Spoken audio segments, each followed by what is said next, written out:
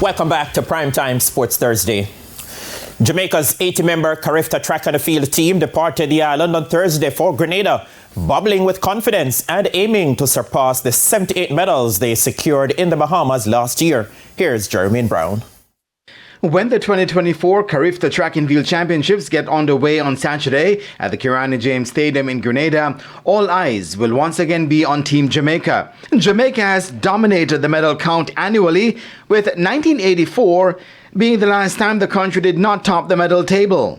Female team captain Habiba Harris is confident they'll dominate proceedings once again.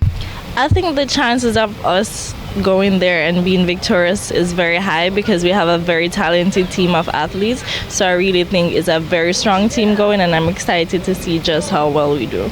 Meanwhile, the outstanding Natrice East, fresh from her Class 3 sprint double success at the Issa Grace Kennedy Boys and Girls Championships, says her plan is a simple one.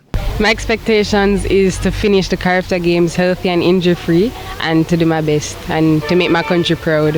When asked if she feels any pressure to replicate her champs' performances at CARIFTA, East, who will be competing at her second CARIFTA Championships, had this to say. No, not really. I just know that I have to go out there and do what I have to do, execute my races, follow instructions carefully, and I know that I'll do my best. Coach Michael Dyke has high expectations of the team and is anticipating another major medal haul. Well, I believe after a hard girls and boys championship, you know, some of the athletes would have been a little bit tired, but we're accustomed to this. And based on the makeup of the team, I believe we have a strong overall team, male and female, heading to Grenada. And this team should continue the dominance as we have been doing over the years. And Minister of Sports Olivia Grange was on hand to send the team off. I encourage them to be the best at what they do. I told them that we have all the confidence in them to represent Jamaica well.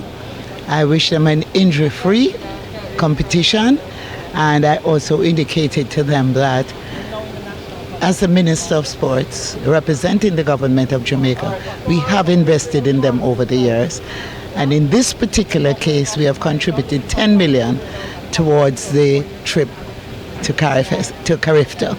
The CARIFTA Track and Field Championships will run from this Saturday through to next Monday, April 1.